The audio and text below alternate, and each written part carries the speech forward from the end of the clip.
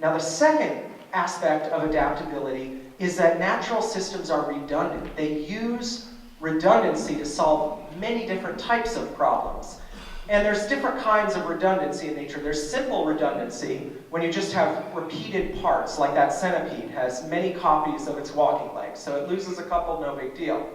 But then there's what Gary Vermeer again calls creative redundancy. This is what the Beatles have done. They've taken those individual parts and specialized them into wings and walking legs and claws and devices for shooting chemical weapons and armor. So they have all these different ways of using those repeated parts, and they've been incredibly successful, so much so that the biologist J.B.S. Haldane was once asked, "What do all your studies of nature tell you about the creator?" And he said, "Well, he must have an inordinate fondness for beetles." Now there's nice examples of how corporations, most businesses hate redundancy. They think it's wasteful and inefficient. But if you look at those upstart companies that took everyone by surprise, they embrace redundancy. Southwest Airlines has almost 700 planes in its fleet. They're all the exact same plane. Anyone in the maintenance crew can fix any of those planes. The planes are interchangeable. If a plane gets stuck, they can take one over from a gate 3 gates down that isn't going to take off for 2 hours and get you on a plane immediately. All the stewardesses and captains know how to work on those planes. The baggage handlers know exactly how to put on bags in the most efficient way on those planes.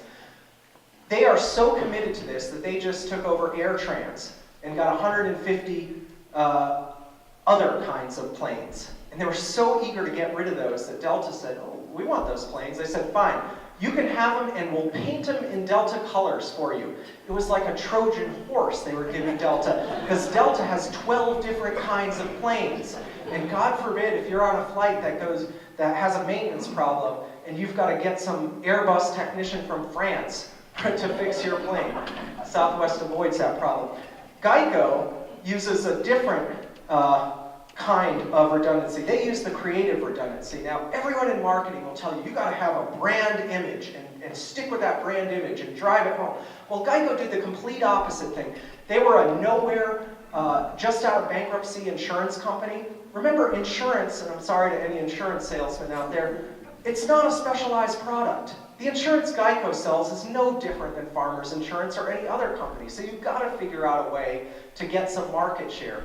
And this is a nowhere company, now the 6th largest insurance carrier in the world, and one of the reasons is they did this completely unexpected ad campaign that used 6 or 7 different brand images at the same time. You've got the Cockney accented gecko, and you've got the caveman who are being offended because Geico's so simple a caveman can do it, and this weird stack of money that pops up everywhere telling you how much money you can save with Geico, and other kinds of ads. So they used creative redundancy to sneak into every little market niche they could get their hands into, and almost overnight became one of the largest insurance carriers.